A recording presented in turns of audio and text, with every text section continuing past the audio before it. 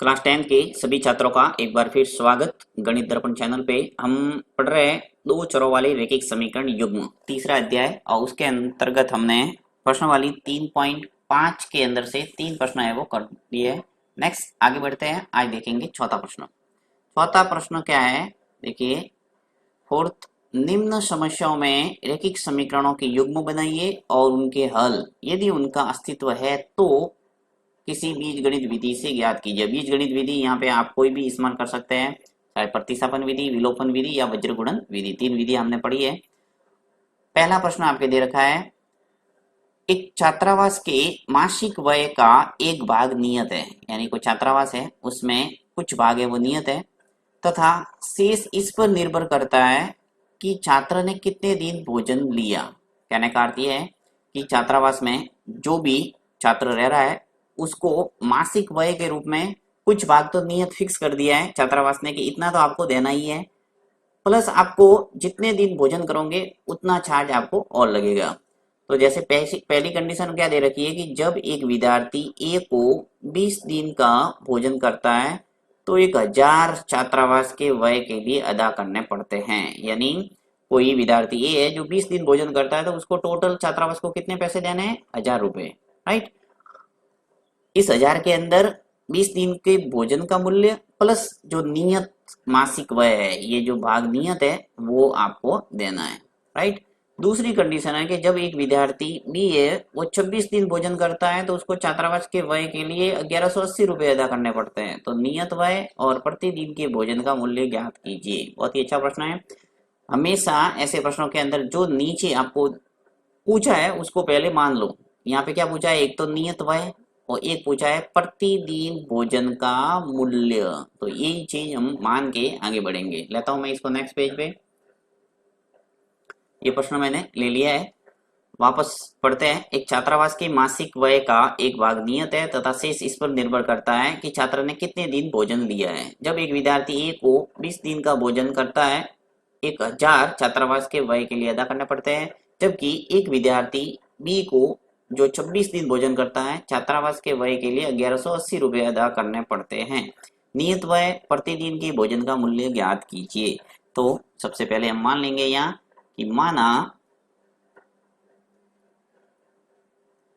माना नियत मासिक व्यय, यानी छात्रावास का नियत मासिक व्यय मान लेते हैं। नियत मासिक व्यय, एक को x मानना है एक को y, तो नियत मासिक व्यय मान लेते हैं x रुपए, ठीक है। और जो प्रतिदिन भोजन का मूल्य है वो मान लेते हैं y रुपए। तो यहां मान लेता हूं, तथा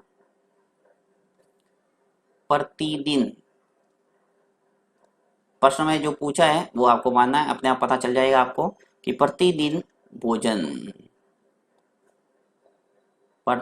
भोजन का मूल्य मान लेते हैं y रुपए, ठीक है। एक x हो गया एक y हो गया। अब आपको हमेशा प्रश्न में दो कंडीशन दे रखी होगी, दो शर्त, उन दोनों शर्त से दो समीकरण आपके बनेंगे। तो पहली शर्त ले लेते हैं, प्रथम शर्त से।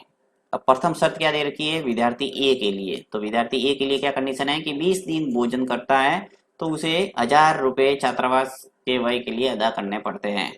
यानी जब 20 दिन भोजन करता है तो x जो मासिक व्यय है नियत x रुपए तो लगेगा, और y के हिसाब से प्रत्येक दिन का जो y रुपए, अब कितने दिन भोजन कर रहा है 20 दिन, तो कितना हो गया 20y, यानी x तो देना ही पड़ेगा, साथ में उसने 20 दिन भोजन किया है तो 20y हो जाएगा, और ये टोटल मिला के कितना दे रहा है वो 1000 रुपए, राइट। ये हो गया पहला समीकरण।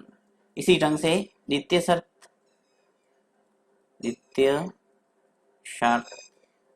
से, अब द्वितीय शर्त में भी देखिए आपको क्या बोला है कि जबकि एक विद्यार्थी है वो बी को 26 दिन भोजन करता है तो उसे छात्रावास के लिए 1180 रुपए अदा करने पड़ते हैं। तो x रुपए तो ये भी देगा क्योंकि x रुपए तो फिक्स है। अब जितने दिन भोजन करेगा वो उसको एक्स्ट्रा देना पड़ेगा। तो एक दिन के भोजन का मूल्य कितना है, y रुपए हमने माना है, तो 26 दिन भोजन किया तो कितना हो गया 26y, 26y, और ये मिलके कितना हो रहा है 1180, समीकरण नंबर 2, अब इन दोनों समीकरणों को आप किसी भी विधि से हल कर सकते हैं, चाहो तो प्रतिस्थापन कर दो, विलोपन कर दो, वज्र गुणन विधि। मेरे हिसाब से सबसे बेस्ट विधि है वो है विलोपन विधि, जिससे जल्दी मान निकल जाता है। तो मैं यहाँ विलोपन विधि का इस्तेमाल कर लेता हूँ, लिख लेता हूँ समीकरण दो में से। देखिए यहाँ गुणांक है वो x का समान है, x का गुणांक यहाँ 1 है और यहाँ पर भी x का गुणांक है वो 1 है, इसलिए क्या करते हैं समीकरण दो में से एक को घटा देते हैं, तो इजीली एक चर है वो कट जाएगा और दूसरे चर का मान आ जाएगा। तो वो समीकरण दो में से एक को घटाने पर, समीकरण दो में से एक को घटा दो, तो समीकरण दो को ऊपर लिख लेता हूं मैं यहाँ, समीकरण दो x प्लस 24y बराबर 1180, ये समीकरण दो है। अब इसमें से मुझे एक को घटाना है, ये समीकरण एक है, इसको इसके नीचे लिख लेता हूँ, x प्लस 20y बराबर 1000। ठीक है, अब इसको घटाना है इसलिए लाइन खींच लेते हैं ऐसे, और चिन्ह है वो बदल जाएगा, सभी चिन्ह को चेंज कर लेता हूँ। देखिए यहाँ प्लस है तो हो जाएगा माइनस, यहाँ प्लस है तो हो जाएगा माइनस, और यहाँ पर भी हो जाएगा माइनस। अब x और ये x, एक प्लस का एक माइनस का, तो ये कैंसिल हो जाएंगे। विलोपन विधि इसीलिए हम करते हैं कि एक चर है वो कट जाए। अब 20y में से 26y में से 20y गया तो क्या बचा 6y। इसी प्रकार 1180 में से 1000 गया तो क्या बचा 180। अब मुझे y का मान लाना है, तो y बराबर हो गया 180 बट्टा 6, तो y आ जाएगा 180 में जब 6 का भाग जाएगा तो कितनी बार चला जाएगा 30 बार, 6 तिया 18 यानी कि 30 आ जाएगा। तो एक चर का मान आ गया, y का मान आ गया हमारे पास 30, यानी कि आपके जो प्रतिदिन भोजन का मूल्य है वो निकल के आ गया 30 रुपये, राइट। अब मैं y का मान किसी भी एक समीकरण के अंदर रखूंगा, एक में या दो, किसी में भी एक रखेंगे तो आपके आ जाएगा x का मान। तो निकाल देते हैं हम,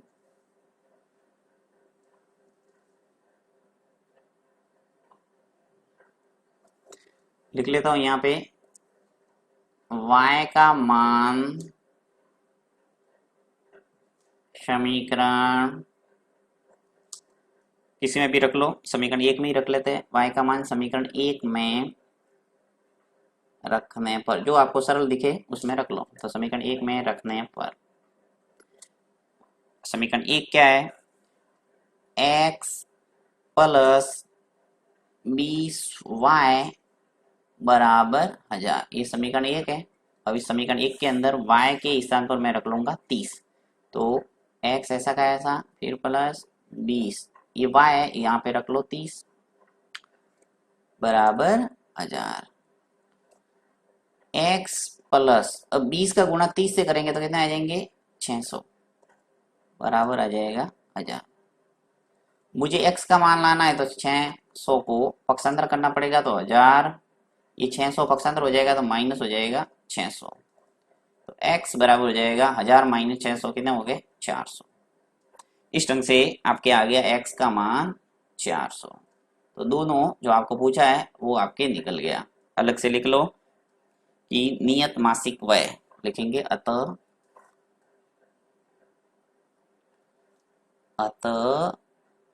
नियत जो मासिक व्यय है वो आ गया अपने कितना 400, राइट। ये आपके जो छात्रावास है उसका पैसा फिक्स है कि 400 तो लगेगा ही, x जो हमने माना था उसका मान आ गया 400, और जो प्रतिदिन भोजन का मूल्य वो आ गया पाए 30। तो यहाँ लिखेंगे प्रतिदिन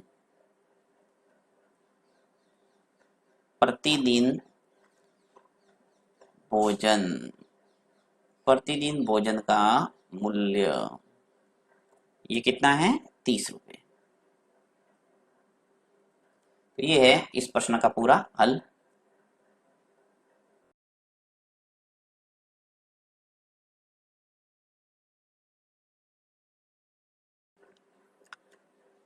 चलिए नेक्स्ट जो प्रश्न है सेकंड वो देखते हैं। एक भिन्न 1/3 हो जाती है जब उसके अंश से एक घटाया जाता है, और वह 1/4 हो जाती है जब हर में 8 जोड़ दिया जाता है, तो वो भिन्न ज्ञात कीजिए।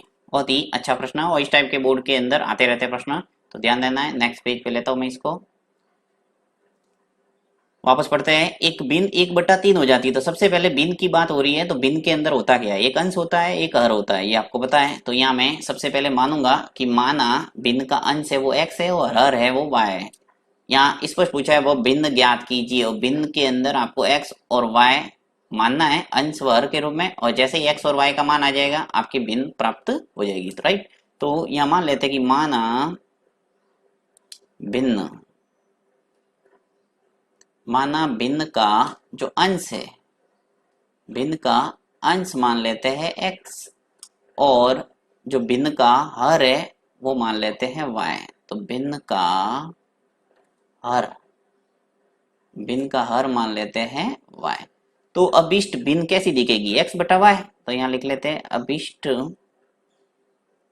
भिन्न, अभिष्ट भिन्न दिखेगी आपके x बटा y के रूप में। ये आपके भिन्न हो गई x बटा y। अब जो कह रहा है उसके अकॉर्डिंग हम दो समीकरण तैयार करेंगे। तो पहली शर्त दे रखी है, तो यहाँ लिखेंगे प्रथम शर्त। अब प्रथम शर्त क्या दे रखी है कि एक भिन्न है वो 1/3 हो जाती है, यानी ये जो भिन्न है x बटा y वो क्या हो जाएगी 1/3 जब उसके अंश से एक घटाया जाता है। तो सबसे पहले लिख लो, देखिए x लिखा, नीचे लिख लो y, फिर बराबर लिख लो, और कितनी हो जाती है 1/3, तो लिख दिया मैंने 1/3। अब वापस देखो कि एक भिन्न है वो 1/3 हो जाती है, ये भिन्न है वो 1/3 मैंने लिख दी कि एक भिन्न है वो 1/3 हो गई, बराबर लगा के लिख दिया 1/3। जब उसके अंश से एक घटाया जाता है, यानी अंश है वो क्या है x है, उस x में से एक को घटाया जाता है, तब ये भिन्न 1/3 हो रही है। तो यहाँ पे माइनस करना पड़ेगा 1, राइट। अब इसको सरल करके एक समीकरण बनाना है। तो वज्र गुणन होगा, 3 का गुणा इस x माइनस 1 से होगा, तो 3 का गुणा सबसे पहले x से होगा तो 3x, 3 का गुणा -1 से होगा तो हो जाएगा -3, और y का गुणा इस 1 से होगा तो आ जाएगा y। फिर और इसको सरल कर सकते हैं, तो यहाँ पे लिख सकता हूँ मैं y को पक्षांतर करके लेफ्ट हैंड साइड में, तो 3x ये आ जाएगा माइनस का y, और ये जो माइनस का 3 है इसको पक्षांतर करके राइट हैंड साइड में ले जा सकते हैं, तो ये हो जाएगा प्लस का 3। समीकरण नंबर 1 दे देता हूँ इसका नाम। नेक्स्ट आगे बढ़ते हैं, दूसरी शर्त, तो लिख देते हैं द्वितीय शर्त से। हमेशा दो शर्त दे रखी प्रत्येक समस्या के अंदर, तो द्वितीय शर्त से। अब द्वितीय शर्त क्या दे रखी है कि वो भिन्न है वो क्या हो जा रही है 1/4 हो जाती है जब हर में से 8 जोड़ दिया जाता है, हर में 8 जोड़ दिया जाता है। तो यहाँ वापस लिखता हूँ, देखिए x लिखा और बट्टा y लिखा, फिर बराबर लिखा, और कितना हो रही है 1/4, तो लिखता हूँ मैं 1/4। अब कह रहा क्या है कि वो 1/4 हो जाती है भिन्न जब हर में 8 जोड़ दिया जाता है। तो यहाँ हर क्या है y, इसमें 8 जोड़ते हैं तो ये भिन्न हो रही है 1/4। वापस वज्र गुणन करके इसको इस रूप में रैखिक रूप में चेंज करेंगे, तो 4 का गुणा x से करेंगे तो क्या आएगा 4x, फिर बराबर y प्लस 8 का गुणा इस 1 से होगा तो कोई फर्क पड़ेगा नहीं, ऐसा का ऐसा आएगा y प्लस 8। अब इसको भी पक्षांतर कर दो, तो 4x ये y पक्षांतर होके इधर आएगा तो क्या हो जाएगा माइनस का y, और बराबर जो 8 है इसको ऐसे ही रखने दो, समीकरण नंबर 2। अब इन समीकरण 1 व 2 को सॉल्व करके आपको वही x और y का मान प्राप्त करना है। तो हल करते हैं इसको।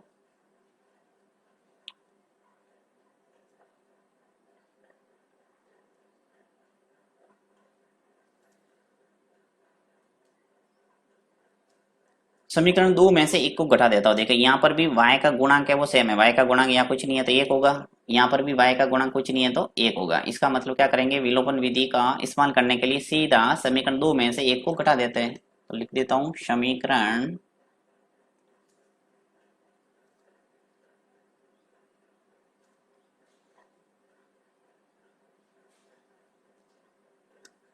समीकरण 2 में से एक को घटाने पर, ठीक है। तो समीकरण 2 में से एक को घटा दो, तो समीकरण 2 ऊपर लिख लेता हूँ 4x माइनस y बराबर हो जाएगा 8, ये समीकरण 2 है।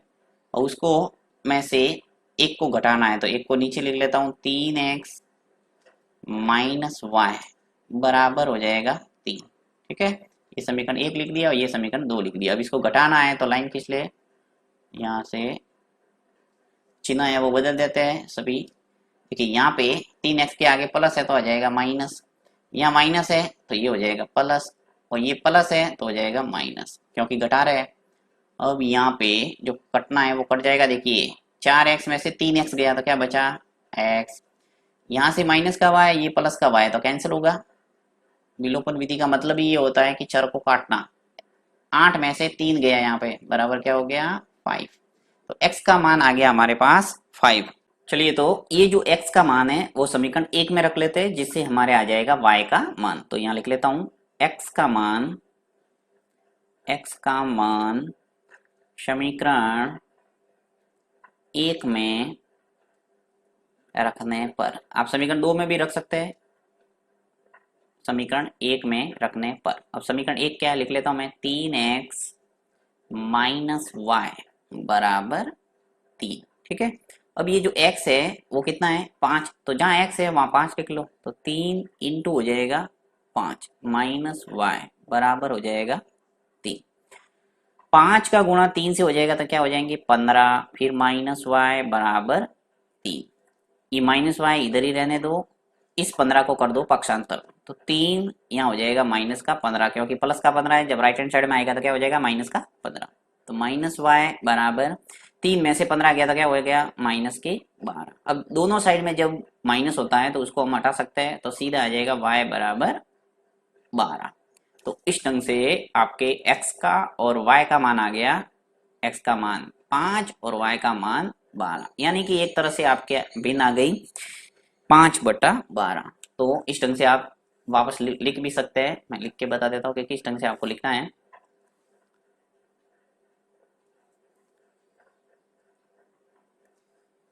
अतः अभिष्ट भिन्न